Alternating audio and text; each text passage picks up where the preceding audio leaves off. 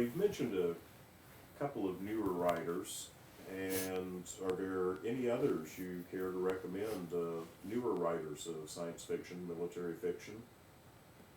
Huh. Well, let's see. You ought to check out Julie Cochran's stuff. Her and I were sort of the new kids on the Bain block about the same time. Uh, Julie hasn't put out as many books as I have recently, but she's put out probably better books than I have. I hate to say that, but no, her Callie's War I thought was really good. It was a New York Times bestseller too, right? And she's got Sister Time just came out, I think, and she's got another one that is is a solo effort. I think it's coming out. I would check out Julie. Other new writers that I like. Well, I don't know. Let me look over here at my books and see if there's something up here that particularly stands out. I do like Daryl Bain. I think people ought to check him out, and I hope Bain Books will end up picking him up eventually. There's other than that, I really just look for something that I think is going to be fun to read. Of course, everybody likes John Ringo, so I can't say go read John Ringo because everybody already does that. How do you see the future of military fiction? How do I see the future of military fiction? Not just military science fiction, but military fiction in general? Well, it's a good question. Depends on the publishing houses. You look at a lot of military fiction in the movies, for example. You see the Hollywood version, what they want the military to be, which is the bad news part of it, and the things that go wrong, and not the heroic aspects of it. On the other hand, when they do the World War II parts of it, they usually do pretty good. They treat them like the heroes that they were in most cases. But modern movies, there's been a lot of modern movies out lately that treat the modern military really, really poorly. And as far as the books are concerned, I kind of see the same thing because the publishers that are buying books, a lot of them have the same sort of mindset. So one good thing about Bain books is they'd publish whatever the political viewpoint was. I mean, you look at some of the stuff that Bain books comes out, some of it's as far libertarian as you could be, some as far conservative as it can be.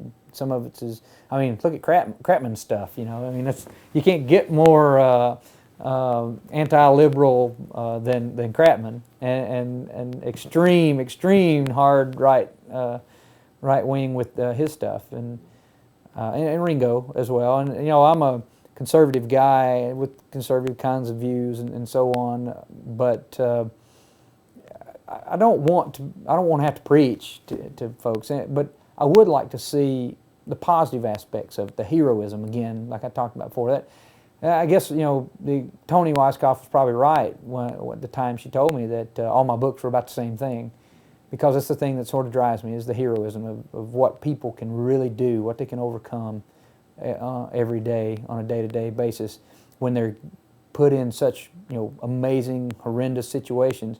And a lot of times they weren't put there involuntarily.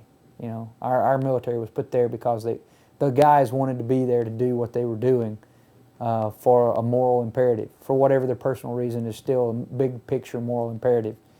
And I like to see that reflected in military fiction and military science fiction. You see some of that in the video game books, though, because that's what video games are all about. One dude's a superhero kind of guy. And I like that. And you see some of that. You see some of that in some of the Americanized anime, for example. The Japanese anime is just, they have a lot of it is really esoteric stuff. It's hard to say it's really about heroism or not. And I would like to see military fiction and military science fiction, and even just hard science fiction, just science fiction in general, at least maintain that some of it is the upbeat, positive, we can overcome it no matter how bad the odds are, whether it's a MacGyverism trick or just a pure heroic act. I still like to see that. That's what I like about science fiction. Is there anything that we haven't covered today that you would like to address? Wow, anything that we haven't covered today that we would like to address. There are so many things we could talk about. You don't have enough videotape to talk about all that I want to talk about. There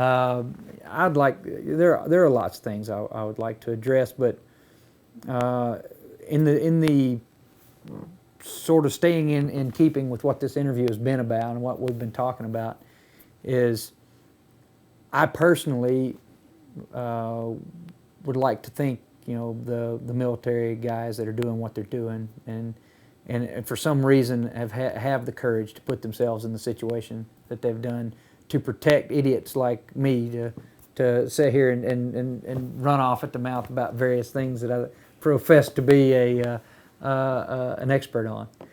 And that's one of the main things that I would like to say. And I would also like them to know that everybody doesn't just watch the news and doesn't just listen to the nonsense that we hear about what's going on. Some of us do read the blogs. Some of us do have friends that are in the situations and do get to hear, at least through the word of mouth and so on, that things aren't as bad as we're being told they are by the general kind of media, and that let the history show us what really went on and how good it really was. But even in the present day, we know, the people that are paying attention, we know what's going on. We don't believe all the nonsense. And I certainly appreciate the opportunity to talk to you about this. I've had a lot of fun. Great. Thank you for your time. Yeah, you're welcome.